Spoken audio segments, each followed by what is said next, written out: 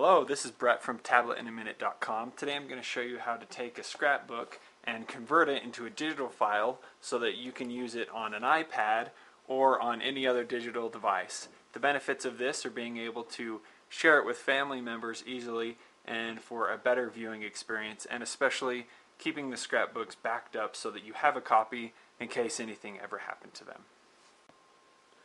Okay, the first thing is you're going to make sure you have all the materials. First of all, you need a scrapbook or something to digitize. Second, you're going to need a scanner. It could be this type of scanner, PhotoSmart Express or anything all in one. It could be a flatbed, or maybe your fax can scan in pictures. You want to be able to make sure you have a way to get the pictures off. My scanner takes an SD card that I can easily pull it out and put it into my computer and download the files. So you need one way to do that, and then you will also need the computer so that you can convert JPEGs into PDFs and combined PDFs. And once you have that, you're ready to go. The next step is to scan all the pages in the scrapbook.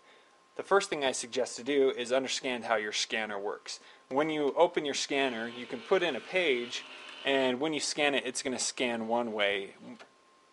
To check is to make one scan and to see if your picture is upside down or not.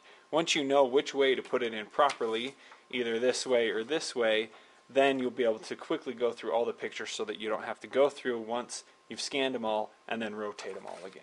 So we're going to start by this scanner, and on my printer I'm going to go to Scan Menu, Scan to Memory Card, so that I know exactly where it is. On my scanner, it automatically crops them to the right size, so you may need to check the preferences on your scanner so that it is doing the same.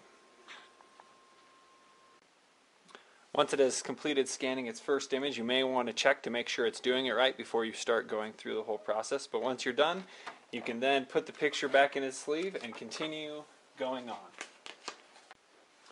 Once you have finished scanning all of your pictures, simply take your SD card and place it into your computer. Once you insert the SD card into your computer, I would first name a folder of the scrapbook that you are working on. This one is volume 3. Then open that up, and I would copy all the pictures that you have scanned from your SD card onto your computer so you know exactly where they are. I would start with deciding on what naming convention you're going to use. So for example, this is the volume 3 of the scrapbooks that I am doing, so I'm going to name it volume 3 page, and in this book the pages start from the previous book, so this page is going to be 181. And then I'm going to go through and name the rest of the pages. And the easiest way is you can copy and paste on that, the last one you did, paste it, and then just rename the page number. And here on my Mac, I can see the page up here so that I know, and I can even double click on it to see what page it actually is. But I'm just going to trust that I know the pages here because they do scan in order. Now, if a page has multiple pages, for example, I would go through and I would name the first one 183 and then the second one 183A. This way, when you organize your pages, they all stay in the order of the actual page that it was in the scrapbook. This will really help when you combine your scrapbook so that it is in the exact order. Once you have scanned in all of the pages in your scrapbook, I would go through and double check, looking at your scrapbook one page at a time to make sure that you have all the pages. And if you don't, go through the process, scan an image, import it, rename it to the right, put it in the right folder, rename it to the right file name, and then make sure you have them all. Then as you go through them, make sure that they did crop correctly. If they did not crop correctly, say this front little picture here, it has this white mark. I don't want that there when I look through my scrapbook. So I would open it up in any imaging editing program that you can crop. Here I'm going to use Picasa. When I open it into Picasa, you can go here, crop the image. I'm going to do a manual cropping. And I'm going to apply it. And once I do that, I'm going to save over my original image. Let's see if it worked. And there we go, it is cropped. And so I'd go through and repeat this process throughout every picture that you have scanned. One simple way to make your scrapbook really stand out is to go through and adjust colors on each of your images. This little image, Picasa has a tool that says I'm feeling lucky, and it will autocorrect the picture just by pressing this button. And once it does that, it brings out many of the pictures, and you can go through and do this to most of the pictures, and it will make them look really nice. Sometimes maybe if it's a page of lettering, you don't really need to do that, but I think it makes the pictures look really great. Once you have done that, I would save those and then go back to the main images. Now is what we need to do is convert each picture into a PDF. Right now they are JPEG, as they're labeled here, and convert them into a PDF. So here on the Mac, if you just open the picture, it will open it in Preview, and you can go File, Save As, and change this to a PDF.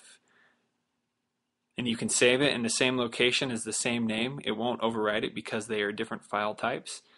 And here you can see that this one is the PDF. It doesn't have the JPEG there. So go through and do that for all of the pictures.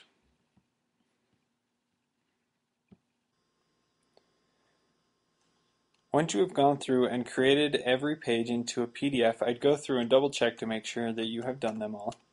Then once you have done that, you can click the name and it will, or go over here and click kind, and it will sort them all about what type they are. Then you can select all of the PDFs, which over here you can come and it will say PDF or the ones without JPEG. And then I would just double click on one of them to open them all in a preview. Once you have done this, what you need to do is go and click the top one, go to the very bottom page, hold Shift, press the last page to select all of the pages but the first. Then you simply drag all those pages onto the first page, and it creates them into one PDF file. Then do a File, Save As, put it in the same folder as you have created your other ones, or you can save it in a scrapbooking folder that you have made that have all your completed scrapbooks. I'm going to save this as volume 3, save, and then I'm going to open iTunes to be able to save it onto my iPad. Once you have iTunes open, you're going to want to go to Books on the sidebar. Once Books is open, you need to go to File, Add to Library, and then go to the original file of the full scrapbook. Once you have done that, select it, choose, and it will be added to your library. Once you have done that, check make sure it's there, then go to your iPad. Then you can sync all your books, or you can choose just select this book by scrolling down and having it only be selected. Once you choose it, click Apply to sync to your iPad.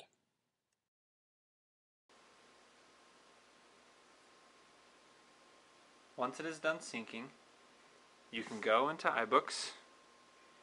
In PDFs, this is where it's saved because I haven't put it in any collection. And there you have your scrapbook digitized so that for easy reading and great access for everyone to be able to enjoy. I hope you have enjoyed my tutorial on how to digitize your scrapbooks so that you can use them on your iPad or your computer to be able to share them easily with your family. If you have any questions, please leave them in the comments so that I can answer them and help it be more clear if you have any questions. Thanks for watching, and I would hope you would subscribe, and please follow me at tabletinaminute.com. Thanks.